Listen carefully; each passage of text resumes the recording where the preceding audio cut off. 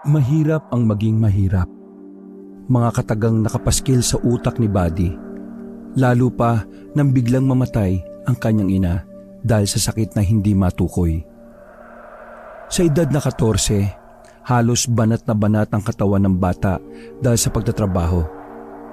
Mula kasi noong mamatay si Nanay Doray, naging pariwara na maging ang ama nitong si Tatay Rudy. Nalulong sa bisyo at pagbabarkada na naging dahilan upang hindi magampanan ang dapat sanay ginagawa bilang ama kay Buddy. Tubong Bicol ang ama, doon na din isinilang ang anak, ngunit dahil din sa bisyo at maling gawain kung kaya't nalipat sila sa isang liblib na lugar sa Cebu. Buong pag-aakala ni Buddy magiging maayos ang lahat, ngunit dito pala ang simula ng kalbaryo na sasapitin niya. Dahil ni walang kaanak o kakilala man lang sa nasabing lugar. Tanging sa maliit na kubo lamang siya itinira ng ama na ayon pa dito, bahay daw yon ng isa niyang kabarkadang naninirahan din di kalayuan sa tinutuluyan nila. Hoy bata, Buddy! Nasaan ka? Nagugutom ako. Wala na namang sinaing. Anong gusto mo? Ikaw na lang ang kainin ko, ha? Ang dilim-dilim pati ba lampara hindi ka nagsindi? Aba, parang pwede na lang tayong tumira sa labas pag ganito na lang lagi. Tay, alam kong hindi nyo magagawa yon. Hindi ka naman po siguro aswang saka lasing na naman ho kayo eh.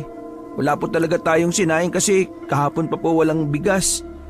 Nanguha na lang po ako ng ligaw na kamote para kahit papano maitawid natin ang araw na ito. Wala din po tayong pambiling gas para sa lampara. Maliwanag naman po ang buwan eh. Nakikita ko nga po kayo kaso hindi lang po ako dito naalis sa pwesto ko kasi gabi na po tay. At saka tay, kung maaari po sana wag na po kayong laging uminom. Lagi niyo pang kasama yung lalaking laging may tali sa noo. Yung aakalain mong si Rambo kung umasta.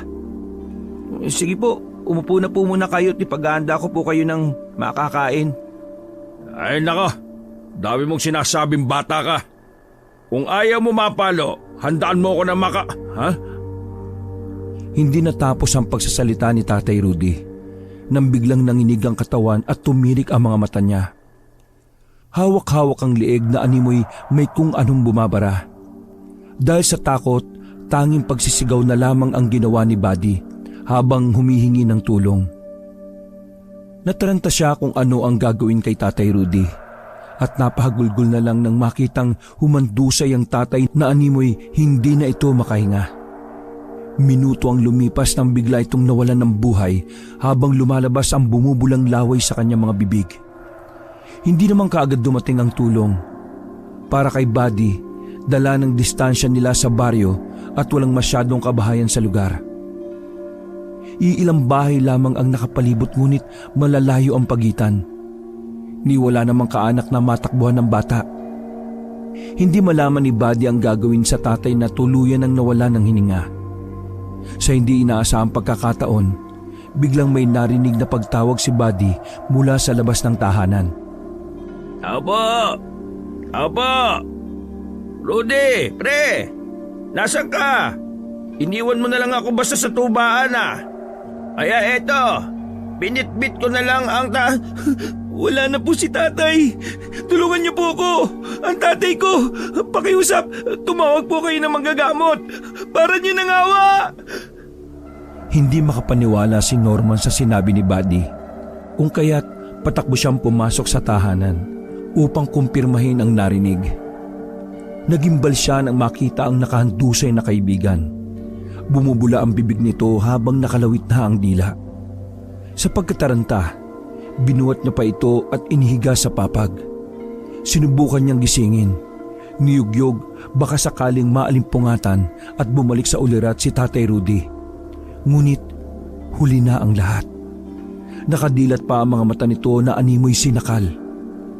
Napaluhan na lamang si Norma nang makita ang kalagayan ng bata at ng kaibigan. Nasa gilid lamang si Buddy at walang humpay sa pag-iyak. Bago pa lumalim ang gabi, naitawag na ni Norman ang nangyari sa otoridad. Nung unay siya pa ang napagbintangang pumatay sa kaibigan, lalo pat sila din ang namataang magkasama nung araw na yon.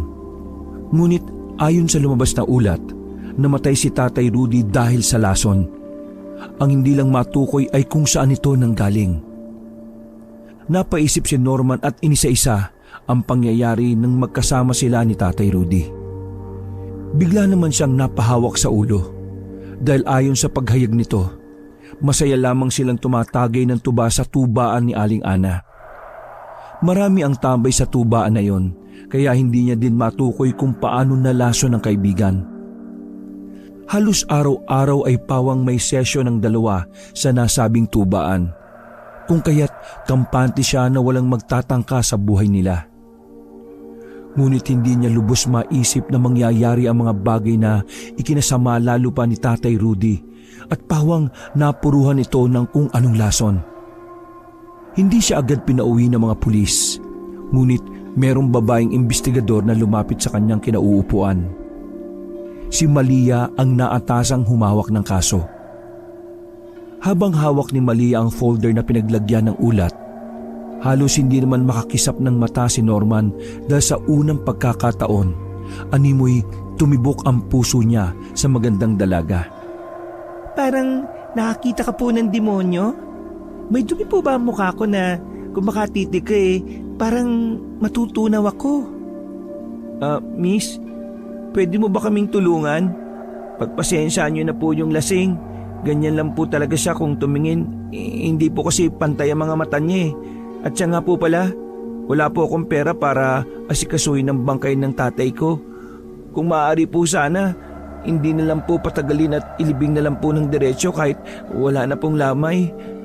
Tulungan niyo na lang po akong malibing ng maayos si tatay. Pwede ba magtanong? Ilan taong ka na ha? Ang ganda niyo po pero parang ngayon lang kita nakita sa lugar eh. Saka pagpasensyaan mo na ha at medyo naduduling ako eh. Ganito lang po siguro ang lasing pag nakakita ng anghel. Isa akong sekretong ahente. Ako nga hawak ng kaso ng kaibigan mo. Ang totoo, interesado akong malaman kung ano ang tunay na nangyari. Saka parang may mabaho. Walastik din tong kasama mo bata. Ang lakas ng tama niya. Ate ka ba?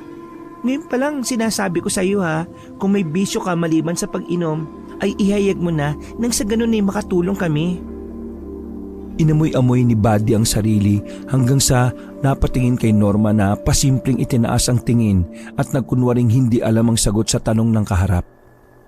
Sa loob nito, siya ang naamoy ni Malia, lalo pat ilang araw na itong walang ligo dahil sa paglalasing. Pinagsamang anghit at tuba ang amoy ng lalaki, ngunit hindi niya ito alintana. Dahil ayon sa kanya, may araw lamang at oras ang kanyang paliligo. Hindi lingid sa kaalaman ng lahat na maliban sa pagiging lasenggero nito, meron itong kakayahang manggamot at maraming kaalaman, lalo na sa usaping misteryo at espiritual.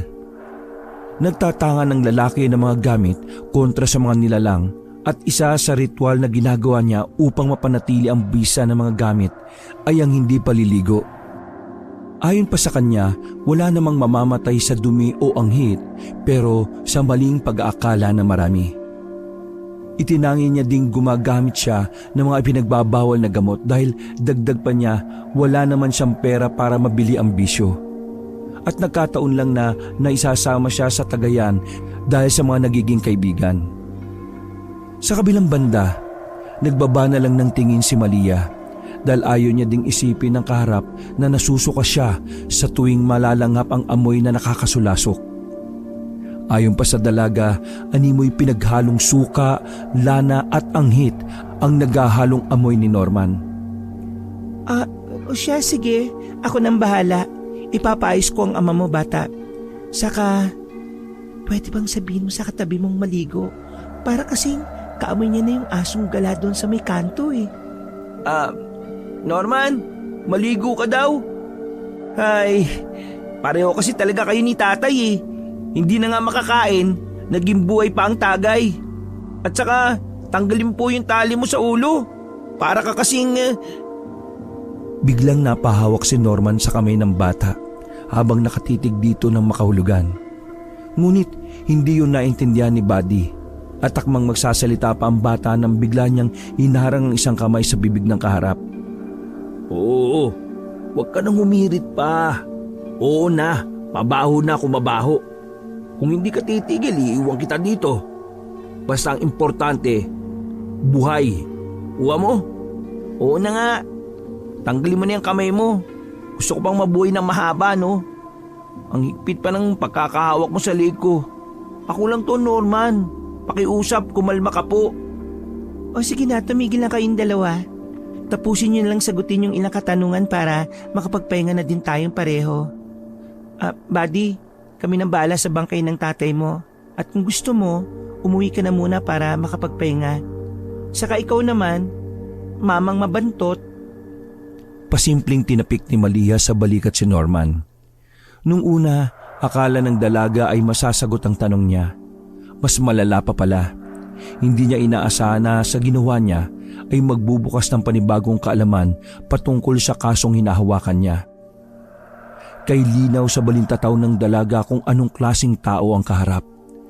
Maging ang kaganapan mula nung kasama niya si Tatay Rudy sa inuman ay nakita ng dalaga. Sa kaalaman ng lahat, hindi lang simpleng investigador si Malia. May kakayahan itong makita ang pangyayari sa pamamagitan ng paghawak sa mga bagay o tao na nakasama sa pinangyarihan ng krimen. Malakas din ang pakiramdam ng dalaga. Dagdag pa nito, natutukoy niya kung nagsasabi ba ng totoo ang kaharap. Ang dalaga ay hindi lang basta pulis, ngunit isa siyang medium kung saan nagagamit niyang abilidad lalo pa sa mga kasong hindi malutas-lutas. Nanayo ang balahibo ni Malia habang napatitig kay Norman. Ramdam niyang hindi pangkaraniwan ng lalaki kung kaya't agaran siyang humingi ng paumanhin. Miss, hindi ako masamang tao Kung ano man ang nakikita mo o nararamdaman mo, hindi sapat para pag-isipan niyo ako na masama. Kaibigan ko matalik si Rudy at hindi ko magagawang-gawan siya ng masama. Kung hindi ka masamang tao, bakit parang kaibigat ng presensya mo? Anong klaseng nilalang ka, Norman? Saka, bakit hindi mo man lang natukoy na may panganib na sa lugar? Alam kong may kakaiba kang abilidad, pero hindi ka din naging mapagmatsyag. Nako, miss, may lahi po yatang kambing si Norman Huwag niyo na po siyang tanungin. Pero ganun pa man, hindi ko alam kung dapat ba ako magpasalamat sa iyo sa pag-alalay mo sa amin ni tatay. Ayaw kong mag-isip na masama kay Norman kasi siya lang ang malapit sa tatay ko Marahil wala kaming kakilala sa lugar na ito pero alam kong may bisyo lang ang ama ko at hindi pala away. Naluluha na sambit ni Buddy habang nakatingin sa dalawa. Ramdam ni Malia kung ano ang pinagdaraanan ng bata. Ngunit tanging pagyakap lamang dito ang nagawa niya upang mapagaan ang loob ng bata. Napahagulgol naman si Malia nang biglang may kung anong mabigat na enerhiyang kumawala sa karimlan ng bata. Napapikit pa ang dalaga nang makita niya ang mga kaganapan sa buhay ni Buddy kung saan animoy nakakadurog ito ng puso. Ganun pa man, pinili ni Malia ang huwag nang buklatin pa ang mga nakaraan ni Buddy. Ngunit ninais niyang tulungan ito sa abot ng kanyang makakaya.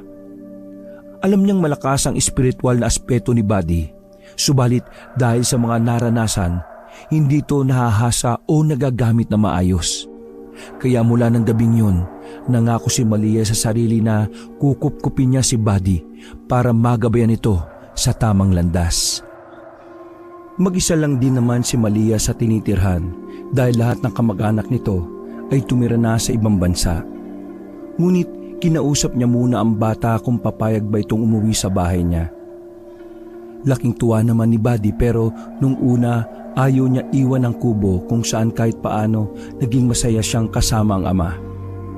Ang bait mo naman, Miss Ganda. Pwede mo ba din akong ampunin? Wala din kasi ako. Wala ka din ba Doon ka na lang sa kubo namin. Nang sa gayon may kasama ka doon. Yung kalabaw ni Aling Milagros. Bakit po kasi hindi ka naliligo, Norman eh? Dinaig mo pa yung mga palaboy sa kanto.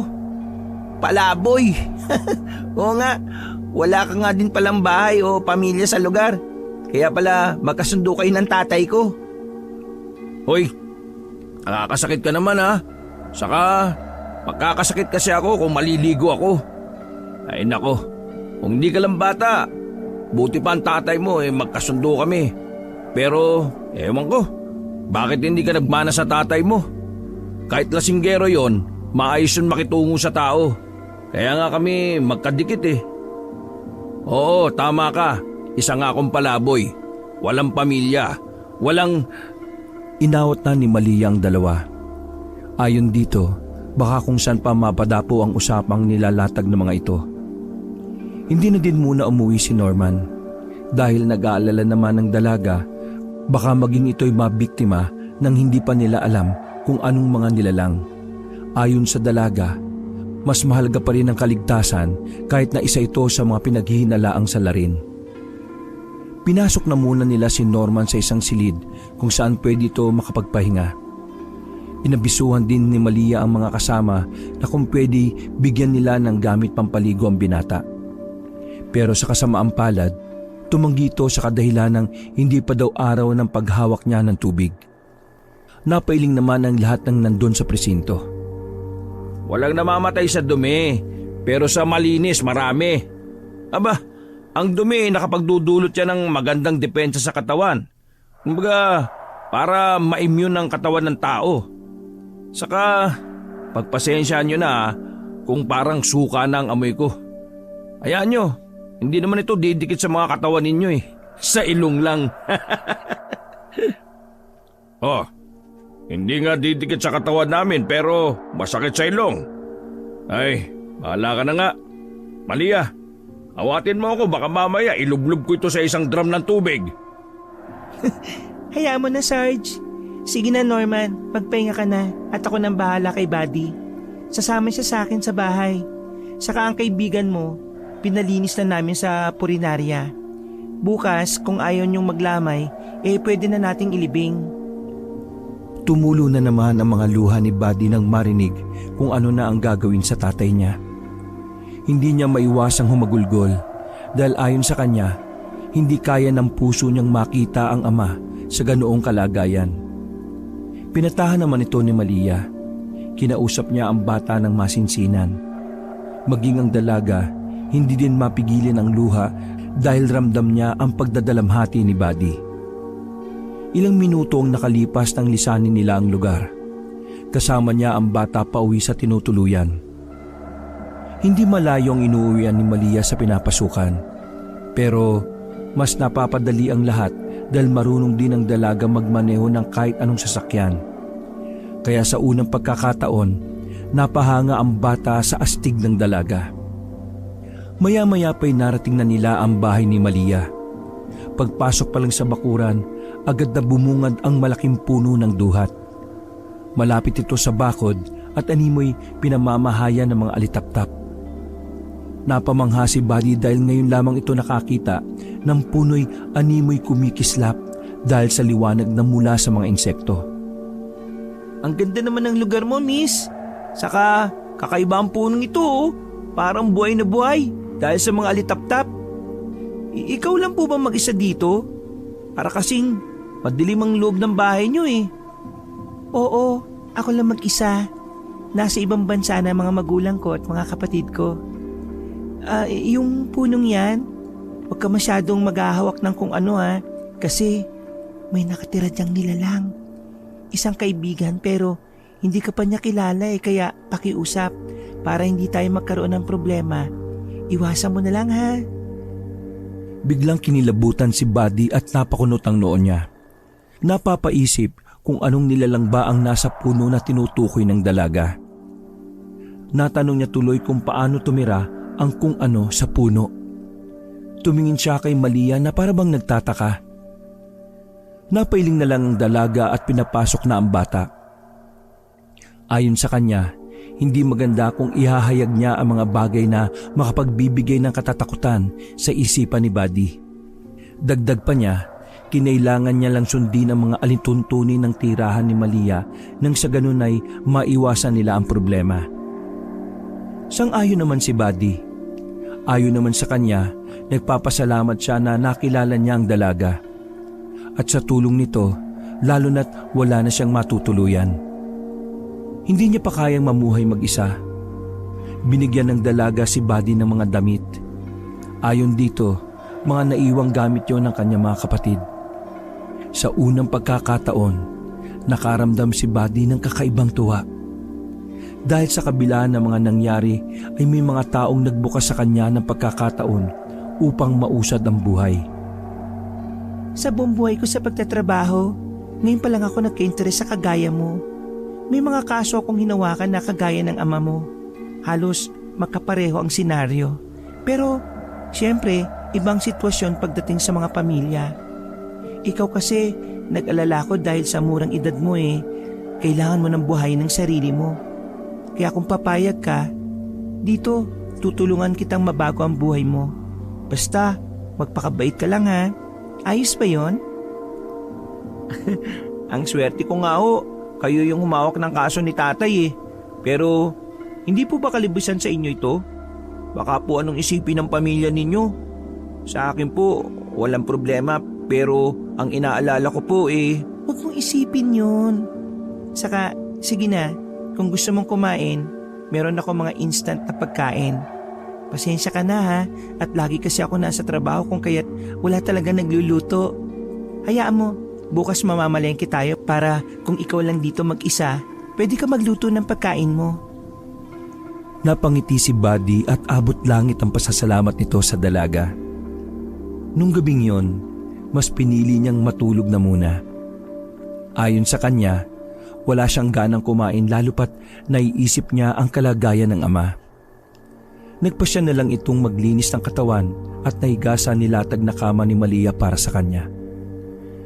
Maging si Malia ay nalungkot dahil nababasa niya talaga ang pakiramdam ng bata. Mas lalo itong nagnais na ayusin anuman ang problemang dinadala ng bata. Para kay Malia, animoy may kung anong koneksyon itong nararamdaman kay Buddy. Halos buong gabi ay hindi nakatulog si Buddy. Kahit anong pikit niya, nanatili sa isip niya ang mga pangyayari. Napakatahimik ng gabing yon at tulog na din si Malia sa kabilang silid.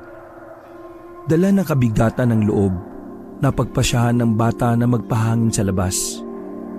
Ayon sa kanya, gusto niya lang sana na magkaroon ng kaluwagan ang dibdib sa pamamagitan ng paglanghap ng sariwang hangin.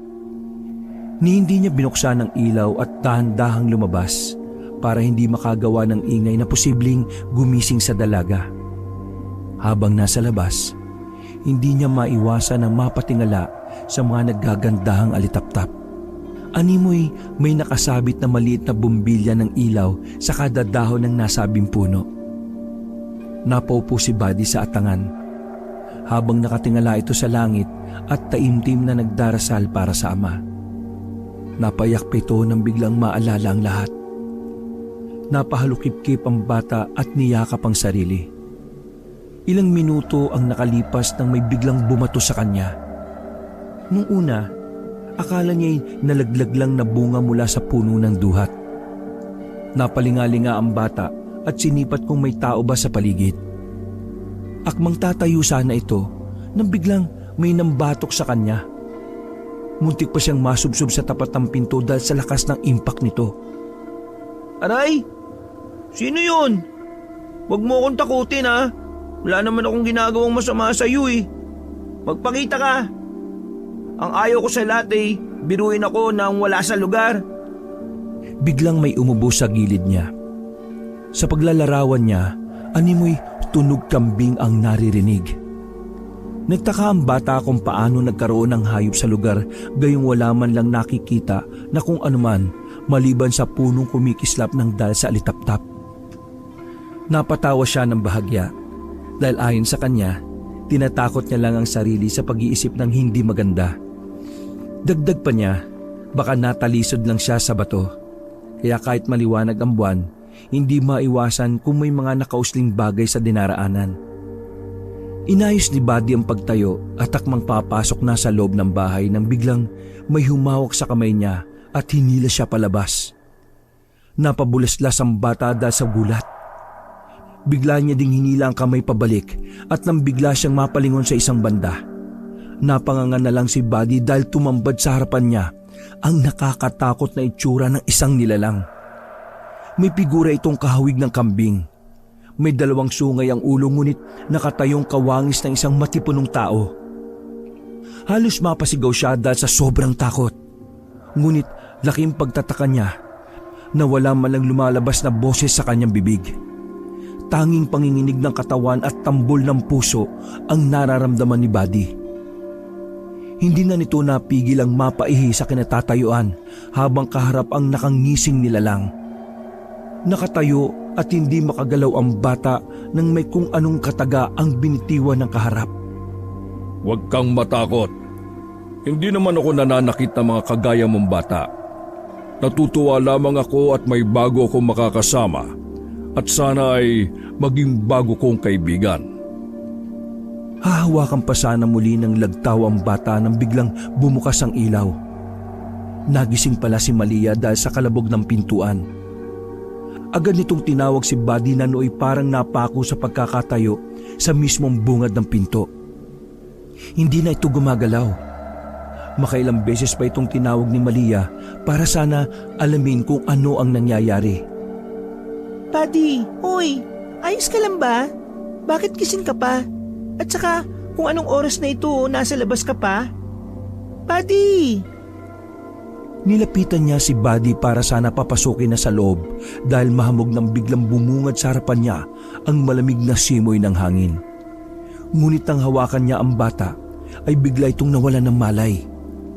Mabuti na lang ay maagap na nasalo ng dalaga si Buddy bago pa man ito bumagsak. Hindi niya maintindihan kung ano ang nangyayari.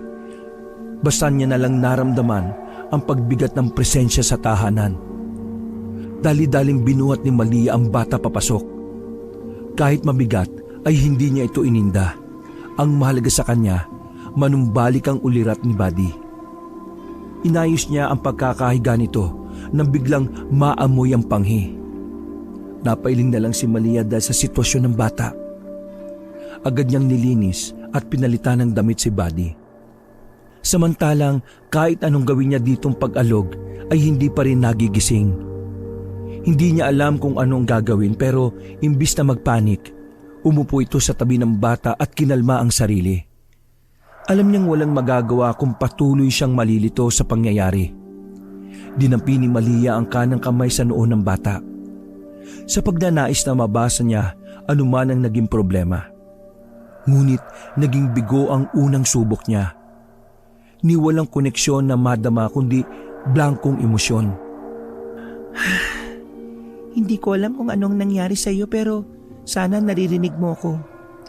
Hindi ako mag-aalala kung bigyan mo ako ng senyales na magiging maayos ka. Kung maari, itaas mo ang hintuturo mo sa kanang bahagi ng iyong kamay. Naghintay si Malia ng ilang minuto habang inuulit-ulit ang paghingi niya ng senyales.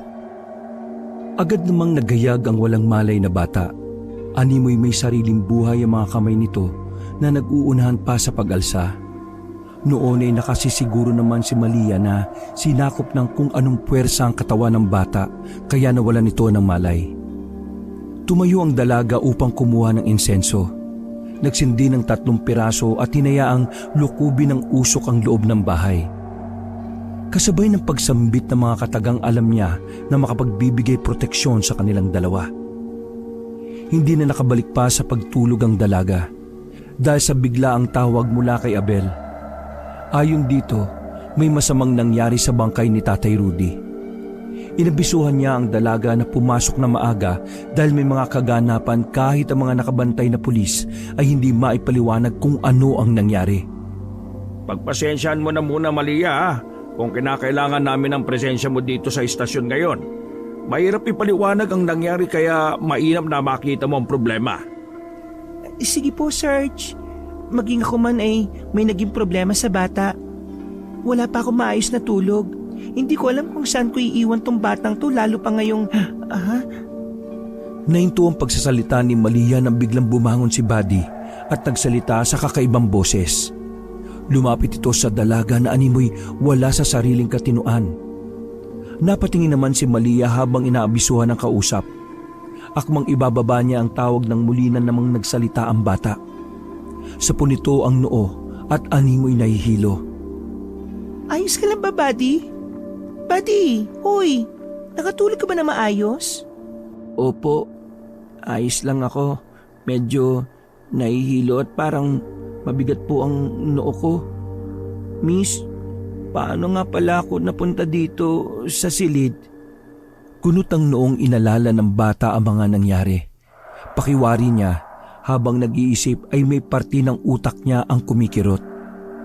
Habang nakayuko at nagsasalaysay ng mga naalala, tumayo naman ang dalaga at nagpainit ng tubig. Hindi nito hinintay ang pagkulo, ngunit tinansya niya na lang na mabalanse ang init. Naglagay ng isang kutsaritang asin sa isang basong maligamgam na tubig. Iniabot niya ito sa bata. Ayon sa kanya, makakatulong yon upang malinis ang kung anong negatibong enerhiyang pumapaloob kay Buddy. Nag-abiso din ng dalaga na maaga ang kanilang pagpunta sa istasyon. May nangyari sa bangkay ng tatay mo, Buddy. Kung kaya't kailangan maaga tayo ngayon. Magkayak na tayo. O kung gusto mo, mag-agahan muna tayo bago tayo umalis. Biglang umiba ang ekspresyon ng mukha ni Buddy. Animoy alam niya ang magiging karugtong ng pahayag ng dalaga. May mas masama pa ba kaysa sa mamatay, miss? Ano ba yung sinasabi ko? Ano po ba yung nangyari sa bangkay ni tatay? Ayos ka lang ba, Buddy? Masama pa rin ba yung pakiramdam mo? Sabihin mo lang at huwag ka maglihim. Sige na, Buddy, magbihis ka na lang at doon na lang tayo mag-agahan sa istasyon. Wala na kasi tayong mahabang oras para magluto. Hindi ko din alam kung ano ang nangyari sa tatay mo. Malalaman natin yan mamaya, basta ipanatag mo lang ang loob mo at huwag ka masyadong mag-isip. Hindi na nagsalita pa ang bata. Naggayak na lamang ito at sumunod sa sinabi ng dalaga. Ilang minuto ang lumipas nang lumabas ang dalawa. Huminga ng malalim si Malia at bumulong ng usal pang proteksyon. Ito'y nakagawian ng dalaga lalo pa kung may mga misyong gagawin. Bigla itong luluhod at dadakot ng lupa kasabay ng taimtim na pagdarasal. Nakamasid lang si Buddy sa gilid nang may kung ano na naman bumatok sa kanya. Kamuntikan na naman siyang mamudmod sa harap mismo ng dalaga. Diyos ko, Buddy, anong nangyari sa'yo? Ayos ka lang ba? Kasi may tumulak po sa akin eh. Pasensya na po hindi ko sinasadya. Naiintindihan ko na. Ikaw lang ang makakagawa ng paraan para maiwasan ang mga bagay na hindi maganda. Nasa kalagitnaan ka ngayon ng pagdadalamhati, kung saan apektado hindi lang ang emosyon, kundi ang maging espiritual na aspeto ng iyong pagkatao. Kaya malakas ang loob ng lagtaw. Hindi ko siya nakikita pero sigurado kung siya ang gumagawa ng... Lagtaw? Ano po yun? Naalala ko po kung ano yung nangyari sa akin kagabi. Saka, nahiya po ako sa iyo, miss. Ikaw pa po nagpalit sa akin ng naihian kong short. Saka sa kinatatayuan ko ngayon, dito ko siya nakita. Ang nilalang na... Biglang umurong ang dila ni Buddy at animoy may pumigil sa bibig niya upang makapagsalita. Nailing naman ng dalaga dahil nakasisiguro na ito kung ano ang dahilan kung bakit nagkakaganito ang bata. Nilapitan niya din ito at binatukan. Alam niya na sa ganoong paraan, mababalik sa wisyo ang bata. Pasensya ka na Kailangan na nating umalis. Ikaw, nakikiusap ako sa iyo nilalang ng puno ng duhat. Alam kong naririnig mo ko. Kung maari lang gabayan mo ang batang ito, hindi gawing laruan. Kung gusto mong manatili sa lugar ko, ayusin mo at ihayag ng maayos ang nais. Magkaibigan tayo kaya pakiusap naway maging kaibigan mo din ang batang ito.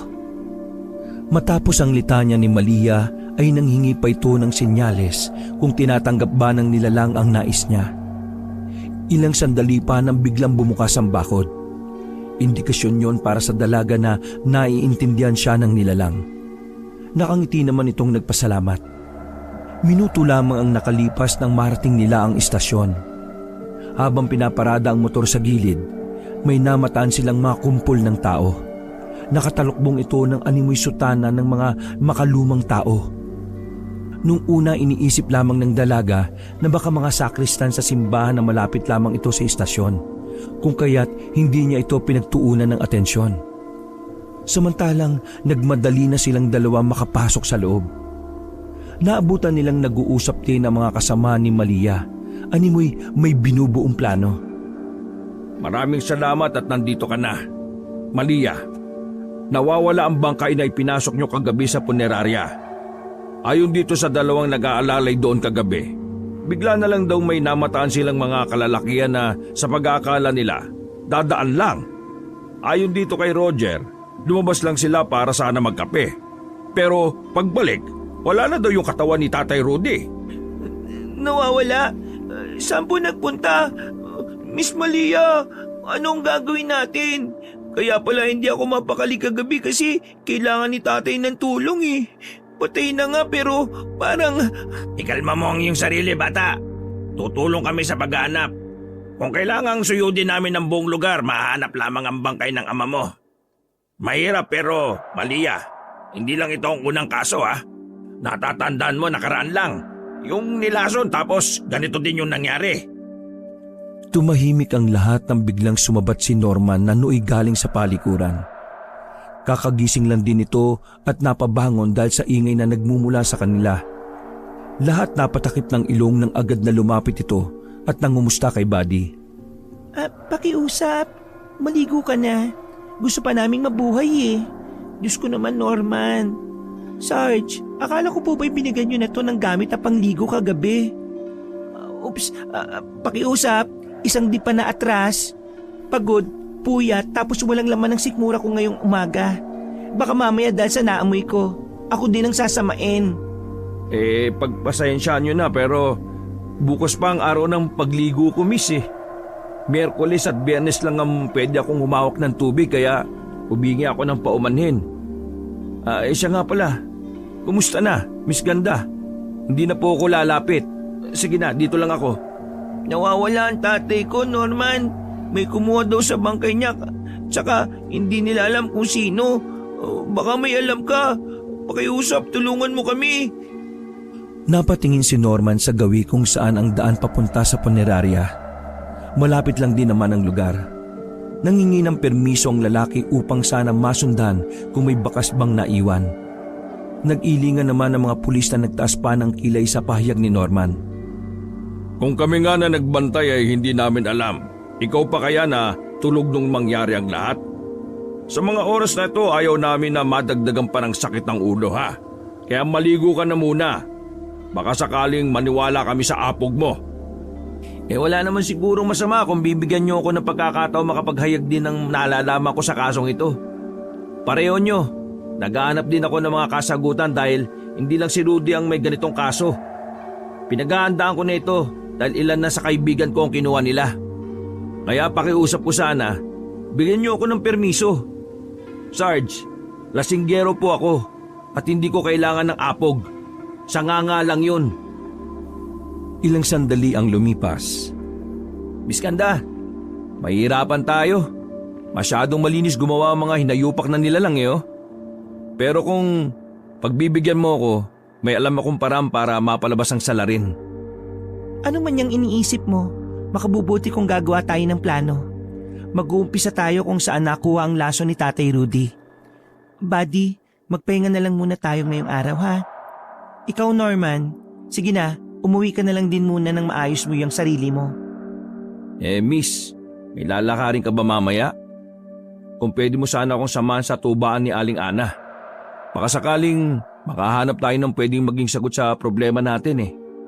Katulad lang din ni Buddy. Hindi din ako mapakali kung ganito ang nangyayari.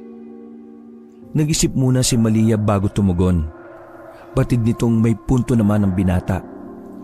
Ayon pa sa kanya, hindi sila makapaglatag ng konklusyon hanggat wala silang basihan o mapagkukunan ng impormasyon ukol sa problemang kinakaharap nila. Sa kabilang banda, nagdadalawang isip ang dalaga sa gagawing hakbang lalo na sa aura ng kaharap. Masasabi niya kasing isa ito sa salarin, ngunit may bahagi sa utak niya na umuudyok upang magtiwala kay Norman. Ganun pa man, binigyan niya ng pagkakataon ng suwestyon ng lalaki. Naisip niya na magdoble ingat na lang siya kung sakaling gagawa lamang ito ng patibong para linlangin siya. Sige, anong oras? Buddy, ayos lang ba na maiwan ka muna sa bahay mamaya? Hindi pala pwede, delikado. Lalo na't hindi mo kabisado nakapalibot sa bahay. Miss Malia, sasama po ako sa inyo. Huwag po kayo mag-alala. Kaya ko naman po ang sarili ko eh.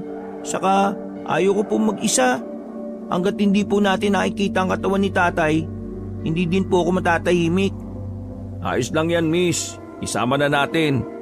Baka mamaya pag iniwan mo yan, ano pa ang gawin niya sa sarili? Pero pakiusap ko lang sa'yo, buddy Huwag masyadong maglilikot ha. Halos lahat kasi ng panginginom sa baryo natin yun ang tambayan. Saka huwag basta tumatanggap ng kung ano mang ibibigay nila. Lalo pa kung ito'y pagkain o inumin. Sa hinala ko, doon talaga nadali yung tatay mo Pero kailangan ko lang talaga ng kumpirmasyon. Malalaman ko din ang lahat. Maghintay lang kayo, makayawa kayo. Nagyaya na muna si Maliyang bumalik sa istasyon at kumain. Maging siya nakaramdam na ng gutom dahil sa mga ginagawa. Habang naglalakad, tinitingnan niya ang bata. Ayon kay Malia, napaka-inosente ng mukha ni Buddy. Animoy wala pa talagang kamuwang-muwang sa mundo, ngunit nakakaranas na ng samot-saring paghihirap, hindi lamang sa pisikal na aspeto, ngunit maging emosyon ng bata. Nadagdagan ng alalahanin ni Malia nang madako kay Norman. Doon niya palang nasipat ang kabuuan ng mukha nito. Masasabing dugyutin talaga ang aura ni Norman, lalo pat hindi talaga ito naliligo. Dagdagan pa ng nakatalim pulang tela sa noo nito na animoy mababakas ang kalumaan, ngunit doon niya lang din napansin na hindi bastang telang pula ang tali. May mga nakaburda ditong mga kataga na kung hindi siya nagkakamali, gawa ito ng isang dalubhasa pagdating sa pag-uukit ng mga katagang Latin. Biglang nadako ang pag-iisip ni Malia sa amo ng mukha ni Norman. Naisambit pa niya kung sana marunong itong maligo. Napamangha si Malia sa nabuong realisasyon sa utak. Marahil may katotohanan ng mga sinasabi ni Norman, ganun pa man nanatili lamang alerto ang dalaga sa mga posibleng mangyari. Lalo pat nararamdaman niya ding lapitin ng lalaki ng tukso at gulo. Maya-maya pa'y nakabalik na sila sa istasyon. Naabutan nilang nakahanda na ang mesang nilatagan ni Abel ng pinalutong almusal. Nakangiting nauna na umupo si Norman. Mahalatahan na yung pagkasabik niya sa pagkain dahil ayon pala sa kanya, ilang araw nang walang laman ang tiyan niya, kundi tuba na ininom niya kasama pa si Rudy. Nagsitawanan naman ng lahat na animoy hindi na alintana ng lalaki ang mahiya. Tiraan mo naman kami. Hindi lang ikaw ang gutom, no? Miss, pagpasensyaan niyo na po itong si Norman, ha? Mahirap talaga kasi ang malipasan ng gutom, Hayaan mo na. Sarge, i-charge mo to sa akin, ha? Ako nang bahala. Saka, buddy, sige na, dumampot ka na kahit konti lang. Pag hindi ka pa kumain, magagaya ka na sa kanya, sige ka. Sabay nguso papunta sa lalaking parang inagawan ng isang supot ng pandesal. Nangiti naman ng pilit si Buddy, pero dala marahil ng hindi magandang pakiramdam kung kaya't kahit anong gawin niya, ni hindi nito kayang lumundok ng kahit anong pagkain. Ayon sa bata, hindi naman siya nakakaramdam ng gutom. Pero nasabik siya nang makita ang pitchel ng tubig na puno ng yelo. Dagdag pa ni Buddy, kung maaring tubig lang ang ibigay sa kanya. Masamang sinyalis yan, Malia. Pag nagtuloy-tuloy ang ganyang pag-uugali ni Buddy, baka malaking problema yan pag nagkataon. Kahit pa mababa ka sa aura niya ang kalakasan, pero iba pa rin kung may laman ng tiyan. Iba pa naman ang epekto ng hanging umakyat sa ulo. Nako, hayaan nyo na muna. Ako nga ilang araw hindi nakakain buhay pa naman ako. Ang kailangan ni Buddy, maalalayan ng emosyon at espiritual na aspeto niya. Hindi madali para sa bata pero alam kong kakayanin niya. Di ba, buddy? Nagkatinginan pa ang lahat habang si Norman subo lang ng subo. Nabibilaukan pa ito dahil kahit puno pa ang bibig ay nagsasalita ang binata. Napahugot na lang ng malalim na paghinga si Malia. Samantalang si Buddy uminom lang ng tubig. Ni hindi kumain ng bata. Bago magtanghalian, inabisuhan ni Malia ang mga kasamahan sa gagawin niyang hakbang kasama si Norman. Inilatag niya ang sitwasyon upang mahingi din ang opinyon ng mga nakatataas sa kanya. Kung ako lang ang tatanungin, hindi ako sang-ayon. Alam mo na siguro kung bakit. Babae ka at kahit alam mo ang pasikot-sikot sa lugar, hindi pa rin kami nakakasiguro na magiging ligtas o maayos ang gagawin nyo. Mas mainam siguro magdala ka ng makakasama, Malia. Nang sa ganun makaalalay sa'yo oras na may gawing... Lagi naman akong handa, Sarge. Tsaka, huwag mo nang alalahanin si Bantot. Kahit ganun ang ayos niya. Mukha namang mapagkakatiwalaan Hindi kasi natin alam kung ano o sino ang kalaban natin. Nag-aalala lang ako sa madadamay. Hihingi na lang ako ng backup kung sakaling may mangyaring masama. Inilatag ko lang ang magiging plano dahil importante din ang magiging opinyon nyo sa magiging hakbang ng kasong ito. Lahat ng pagtutol ay inilatag ni Abel, pero batid niyang napakaseryoso ng dalaga. Ramdam niya dito ang determinasyon na marisolba ang nasabing problema. Tinapos lang ni Malia ang talaan ng trabaho at nagpaalam na din itong umalis kasama si Buddy at Norman. Bago pa man sila tumuloy sa binuong plano, umuwi na muna si Malia dahil ayon dito, kailangan nilang magbihis lalo pa ng dalaga. Kinailangan niya magkunwaring isang manang nang sa ganon hindi sila mabisto kung sakali mang pasukin na nila ang tubaan. Nang marating nila ang bahay ni Malia, biglang nagsisigaw si Norman sa tapat ng bakod. Ayon sa kanya, animoy may malakas na puwersang humaharang sa kanya. Naku, naloko na miss. Baka hindi pwede mabantot. Bakit? Kanino bang bahay to? Oo nga no. Hoy, kambing! Pag hindi mo ako padadaanin, matatama ka sa akin. Aba miss, antikas pala ng bantay mo Nakikita mo? Ay, oo nga pala. Kalahi mo yata sila. Inahot na ni Malia ang lagtaw. Ayon sa dalaga, may misyon silang gagawin at ayaw niyang maantala, lalo pat malapit na magdilim. Akmang hahakbang na papasok ang lalaki nang bigla itong batukan ng lagtaw papasok. Sabay ng pagtawa na animoy nasisiyahan sa ginawa. Samantalang si Malia ay agara ng pumasok at naghanap ng damit na maisusuot. Pumasok na din ang dalawa kasama ang lagtaw. Oops! Dito ka lang. Huwag ka nang sumama. Nakakapikong ka na Hindi na ako natutuwa. Kung sana'y tulungan mo na lang kami imbis na ganitong ginugulo mo yung gagawin namin Bakit? Nakakatuwa ka kasi pero di bali na. Ayaw ko sa'yo kaya dito na lang ako sa bata. Nagtinginan si Buddy at Norman. Animoy nabahala sa posibleng gagawin ng nilalang. Gayunpaman, hinayaan na nila ito. Alam nilang hindi ito gagawa na makakasama sa kanila, lalo pat takot ang lagtaw sa dalaga. Ilang sandali pa nang matapos si Malia, pormang kanto ang naging datingan ng dalaga. Itinali ng pabilog ang mahabang buhok, nagsuot ng mahabang palda at nagparis ito ng kupas na blausa. Namangha naman si Norman habang tinititigan si Malia. Aniya, kahit sa simpleng kasuotan, lumalabas pa rin ang ganda ng dalaga. Pakisarado ng bibig. Baka mapasukan ng langaw. Saka ang laway. Tumutulon na, Norman Balang araw, maasawa ko din yan. Itaga mo to sa bato, Buddy. Magiging abay pa kita. Aba, gaano ba yan kaimportante at ayaw niyong marinig ko? Tara na nga. Anong oras na Hindi pa tayo magdadala ng kahit na anong sasakyan. Lalakarin lang natin para makatotohanan ng gagawin nating misyon. Sumang-ayon naman ang dalawa. Ngunit nakatutok lang ang tingin ni Norman sa dalaga. Sa isip nito, napakaswerte niya dahil hindi lahat nabibiyayaan ng kaibigang malaanghel ang pagmumuka. Bago pa man sila umalis, hindi makalimutan ni Norman ang mag-ihip ng simpleng usal pamproteksyon para sa kanilang tatlo. Ayon pa sa kanya, hindi magiging madali ang gagawin nila kung kaya't kinakailangan nila ng pangdepensa. Hindi lang para sa mga nilalang na hindi nila nakikita, kundi maging sa mga nagbabalat kayong alagad ng kadiliman.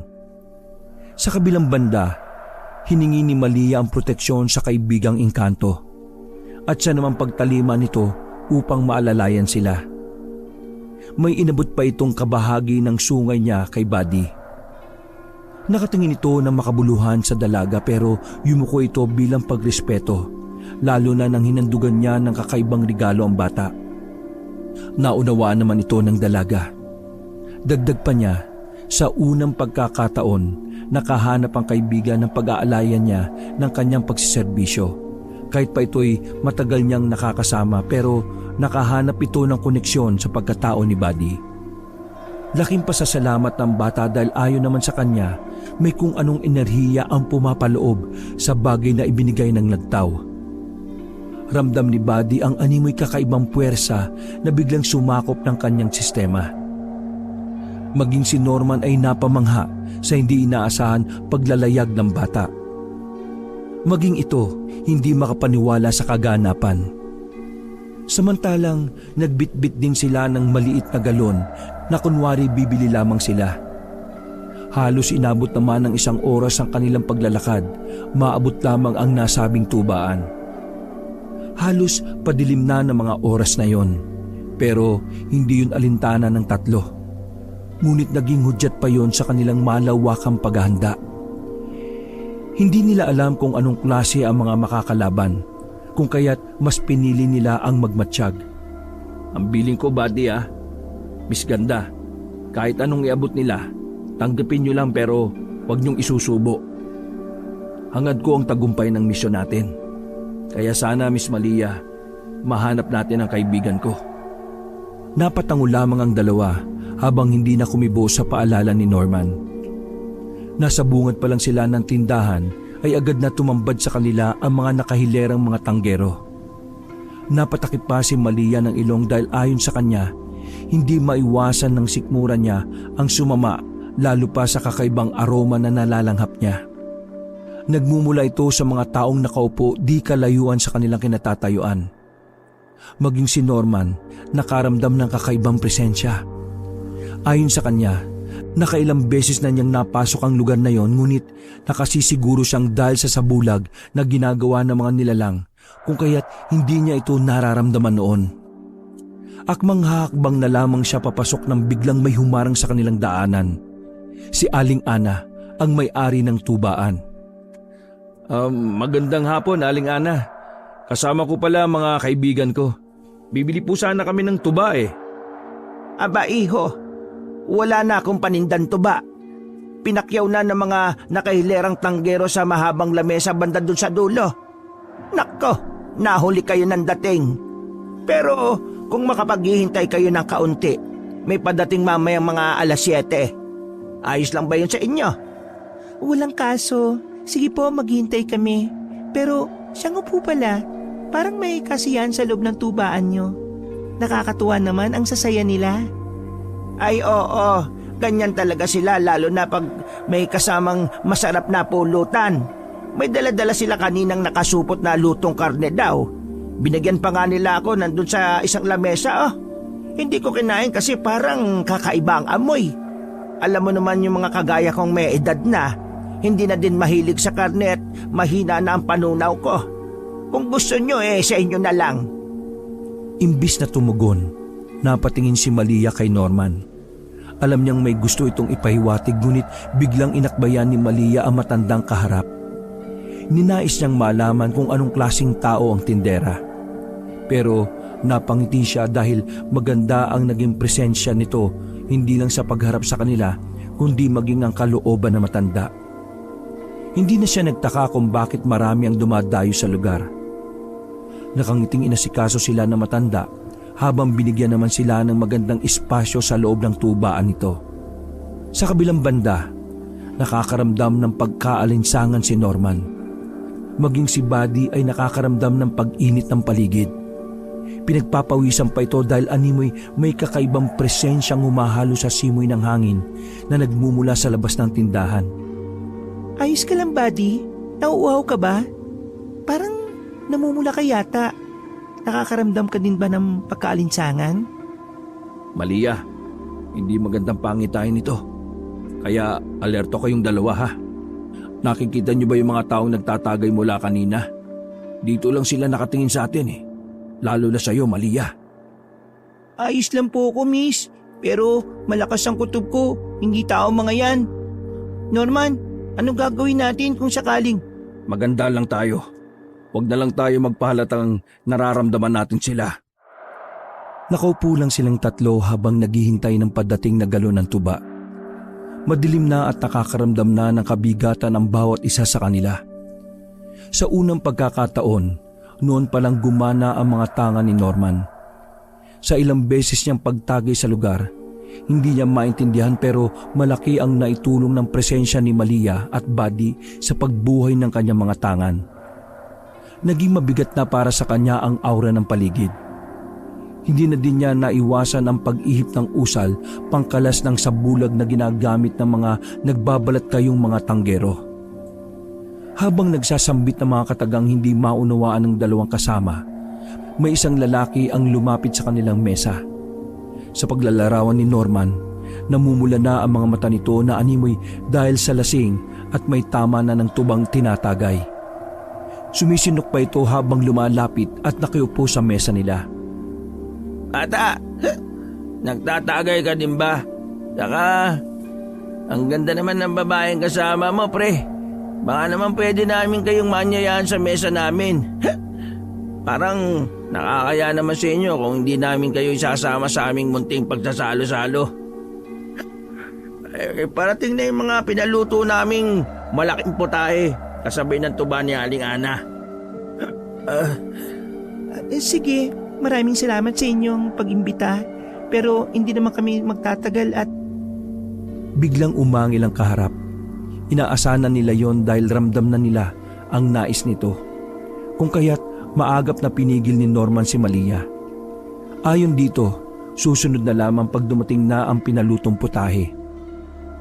Dagdag pa niya sa kaharap, hindi naman sa ayaw nilang paunlakan ang paanyaya nito. Ngunit hindi sanay ang mga kasama sa maraming tao, lalo na kung ito'y hindi nila kilala. Naging malumanay din si Norman upang hindi gumawa ng komosyon ng kaharap. Sa kabilang banda, sumang-ayon lang sila para sana makisama at makuha na din ang sagot ng kanilang katanungan. Tumayo si Hiner at bumalik sa kinauupuan nito. Nakatinginan ng tatlo habang si Buddy ay may kung anong inihip sa hangin. Ayon sa bata, matatanggal ng simpleng usal ang mga pagbabalat kayo ng mga nilalang oras na dumapo sa mga ito ang ginawang orasyon ng bata. Hinay-hinay lang, Buddy ha. Baka mamaya mahalata tayo sa ginagawa mo. Saan mo natutunan niyang... Wala na tayong oras. Malia, ihanda mo na yung sarili mo dahil oras na makalasan sila ng balat kayo. Baka hindi mo kayanin. Ayos lang ako, Buddy. Pero pakiusap ko lang, huwag tayong padalos-dalos at marami sila. Baka hindi natin kayanin. Talagang dadami pa sila. Lalo pa pagdating ng takdang oras ng kanilang panginginain. Pansinin nyo, tayo na lang naghihintay dito para maging ang matanda umalis na.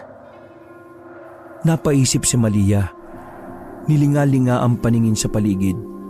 Maliban sa kanila at sa mahabang mesa ay wala ng ibang tao. Nang mga oras na yun, nagpanik na ang dalaga dahil isa-isa nang naglaglaga ng mga balat ng mga nilalang sa mahabang mesa. Animoy mga halimaw na kawangis ng pusang walang balahibo ang nakikita ng dalaga. Maging si Norman ay nanlaki ang mga mata dahil ang kaninang karne na pinagsasaluhan ng mga ito ay naging pira-pirasong bahagi ng tao. Totoo nga ang inala mo, Norman. At posibleng ang pinagsasaluhan nila ngayon ay ang bangkay ng tatay ko. Mga halimaw sila. Hindi pa nila alam na nahubaran na sila ng balat. Kaya kumalma ka lang, buddy. Hindi natin to madadala sa padalos-dalos. Gagawin natin kung anong ginawa nila sa ama mo. Pero kailangan natin mag-isip ng ibang paraan. Maya-maya pa'y may nagsidatingan, mga taong nakasuot ng sotana. Napamura si Malia nang maalala niya ang nakasalubong sa punerarya na inakala niyang sakristan ng simbahan.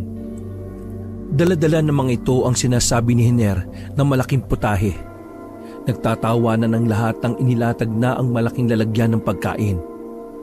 Napalunok ng laway si Malia nang makita ang malaking putahe na sinasabi ni Hiner ay si Tatay Rudy. Halos maduwalang tatlo na makita nila ang karumal-dumal na sinapit ng bangkay habang inaayos pa ng mga aswang ang paglatag ng kanilang pagsasaluhan. Sa pagpapatuloy ng kwento, umuusok na sa galit si Buddy. Lalo pa nang makasiguro siyang katawan ng tatay niya ang pinagpipiestahan ng mga balbal. Inabisuhan ni Norma ng dalawa na huwag tumayo sa kinauupuan habang ito'y nagtungo sa kinaroroonan ni Aling Ana. Kaya pala hindi nila nakikita ang matanda. Nakatulog ito sa gilid nang hinahanayan niya ng mga paninda. Akmang gigisingin niya sana nang bigla namang dumating ang isang lalaking may dala ng dalawang malalaking galon ng tuba. Nakakasiguro itong manangiti ang lalaki dahil sa bihis at postura nito. May nakasukbit pang dalawang karit. Inabisuhan niya ang lalaki na gisingin si Aling Ana pero parang may kung ano ding nangyari sa matanda. At kahit anong gising nila ay hindi nagigising. Hindi na magandang senyalis ito. Pre, itakos mo na si Aling Ana. Akin na yung mga tuba mo at delikado na ang lugar lalo na para sa inyong dalawa. Kami na ang bahala. Kung maaari, humingi ka na din ng tulong. Ito na nga ba sinasabi ko eh. Ayaw kasi ni Lolang makinig kahit na gaano pa kabait ang ipakita sa mga aswang na yan. Gagaw at gagawa rin sila ng kademonyohan. Diyos ko Lola, gumising ka po! Hinugot ni Norma ng karit na nasa gilid ni Jonas. Pinabutan niya ang matanda sa apo at pinadaan niya ang mga ito sa likod kung saan magiging ligtas sa maglola ang pagtakas. Samantalang binuksan ng binata ang tuba at may kung ano itong inilagay sa loob mula sa nakataling pulang tela sa noo. May hinugot itong animoy mga hibla ng tela. Kasabay ng mga usal pang patay sa sinumang nilalang na uminom ng nasabing tuba. Sa madali ang orasyon, nakagawa pa ang binata ng kakaibang lason kung saan hindi mapapansin ng mga nilalang ang nakahalong hibla. Maya-maya pa'y sumunod pala ang dalawa. Nagulat pa si Malia kung bakit dala-dala na ni Norman ang galong may lamang tuba. Imbis na magsalita, nagsenyas na itong tumawag na ng backup. Dahil kung magkataon, hindi nila kakayanin ng mga nilalang. Lalo pa orasyon ng kalakasan ng mga aswang. Agad namang sumunod si Malia, habang si Buddy at Norman ang nagdala ng galon patungo sa mesa. Nakatinginan ng lahat ng nasa mesa. Nakangisi pa ang iba sa pag-aakalang pagkain ang lumalapit sa kanila. Oh, nasa na si Aling Ana? Bakit hindi siya naglatag sa amin ng tuba? Ay, di ba saluhan nyo na lang kami. Total nandito na lang din kayong dalawa. Masama ang pakiramdam na matanda kaya kami na lang ang ginatasang maglatag sa inyo. Siya nga pala, pagpasensyaan nyo na hindi kami makakasalo Uuwi na din kasi kami kaagad. Lumalalim na din kasi ang gabi. Nagsitinginan ng lahat habang may isang kumuha ng galon kay Norman. Isa-isa nitong tinagayan ng mga basong nakahilera sa mahabang mesa. Halos ang iba ay sabay-sabay uminom. Ang iba naman sumusubo ng pulutan. Hindi na matagalan ni Buddy ang nararamdaman lalo pat nakikita niya ang putol na ulo ng ama na nilagay pa sa gitna ng mesa. Animoy ulo ng baboy na walang panghundangang inilapag. Mga hayop kayo! Mga demonyo! Hindi na kayo naawa sa tatay ko! Matapos yung lasunin, ginawa niyo pang pulutan! Buddy, maguros dili ka! Hindi natin sila kakayanin! Dalawang angil na ang mga kaharap, samantalang ang iba na nakainom ng tuba ay agarang nalagutan ng hininga. Pakiwari ni Norman, magiging katapusan na nila ng mga oras na yon. Ngunit laking pagkamangha niya nang biglang ang isang batang patpatin ay nagkaroon ng malakas na mga kamao. Hawak-hawak ni Norman ang karit na ginamit niya na pangtaga sa lumalapit sa kanya. Pero si Buddy, animoy naging kawangis ni Hulk. Nilamon ito ng sobrang galit na kahit demonyo hindi kayang pigilan. Halos lahat ng lalapit sa kanya ay agaran niyang binabalian ng leeg. Animoy may pinaghuhugutan ng bata ng lakas, lalo pa hindi niya inaalis ang paningin sa amang nakalatag sa lamesa. Sumisigaw pa ito habang animoy langgam na tinitiris ang ulo ng mga balbal. Ni hindi man lang nakagalaw ang iba pang mga aswang dahil sa ininom nilang tubang may lason. Samantalang tatakas pa sana si Hiner nang bigla naman siyang hawakan ni Buddy sa ulo na animoy buong puwersa nitong hinatak palayo sa katawan. Walang takot ang mababaka sa mukha ng bata, kundi nag-uumapaw na galit. Lumipas ang ilang minuto nang dumating na ang tinawag na backup ni Malia. Maging ang taong bayan na hininga ni Jonas ng tulong. Naabutan ng mga ito ang hawak-hawak pa ni Buddy ang ulo ng aswang na wala ng buhay. Nagsipasok na ang mga pulis habang hindi din napigilan ang mga nagresponding mga tao upang makiusyoso sa nangyari. Ayos lang ba kayong dalawa, Buddy? Diyos ko. Malia, patawad. Hindi ko na siya naawat eh. Nakatayo lang ang bata habang tumutulo ang luha. Halos hindi na ito makagalaw dahil sa nararamdamang panginginig ng katawan, dala na matinding galit. Halos hindi niya nakilala ang sarili. Ayon kay Norman, parang sinapian ng malademonyong mga kamao si Buddy. Alam nila kung saan ito nagmula, pero hindi na lang nagsalita pa si Norman dahil napalibutan na sila ng mga pulis. Hindi mapaliwanag ng mga saksi kung ano nga ba ang katotohanan. Tanging mga pugot na ulo lang ng mga kalalakihan ang nakita nila. Hindi figura ng kung anumang halimaw. Maging si Malia nagulat dahil ang mga bangkay na nakuha nila ay pawang mga tao kung titingnan. Sa kabilang banda, hindi maiwasan ng nakararami kung paanong nandoon ang katawan ni Tatay Rudy. Maging ang mga pulis ay sumakit ang ulo kung paano hahawakan ang nasabing kaso. Sino ang mananagot? Ang bata bang walang kamuwang-muwang o yung kasamang lalaking may hawak ng karit? Kinabukasan, nagsalaysay si Malia kung bakit ganoon ang nangyari. Inihag niya ang mga bagay na alam niyang hindi paniniwalaan ng karamihan, lalo pat hindi niyon kayang isalaysay ang mga nakitang kakaiba, lalo pat walang konkretong ebidensya, maliban sa tadtad na parte ng katawan ni Tatay Rudy. Sa kabila ng mga kalituhan ng mga investigador, nagsalaysay din ang apo ng matanda sa mga nangyari. Isa siya sa nagpatunay na lahat ng sinasabi ng tatlo ay pawang katotohanan. Naglahad ang manangiti dahil maging ang lola nitong si Aling Ana ay hindi na nagising.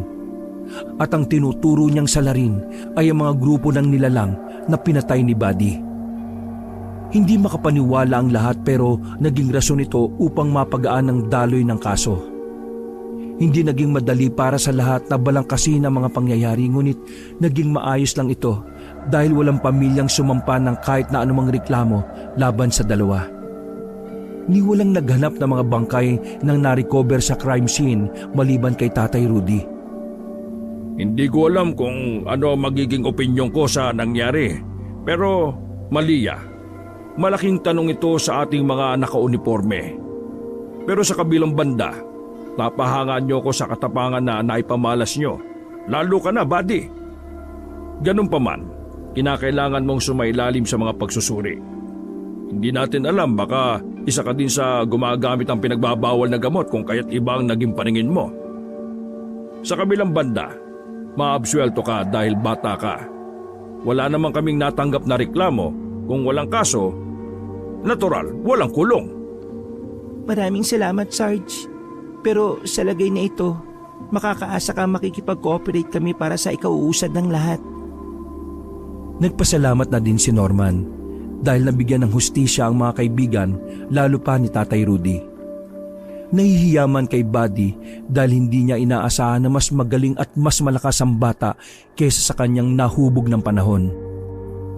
Hindi sila kinulong, bagkus tinulungan sila makapagsimula ng panibagong buhay. Anuman ang nangyari, hindi yun naging susi para mapaniwala ang taong bayan na may aswang, pero naging daan yon upang mabuksan ang kaisipan ng nakararami na hindi lahat ay normal. Meron talagang hindi kayang sagutin ng kahit na sino. Wakas.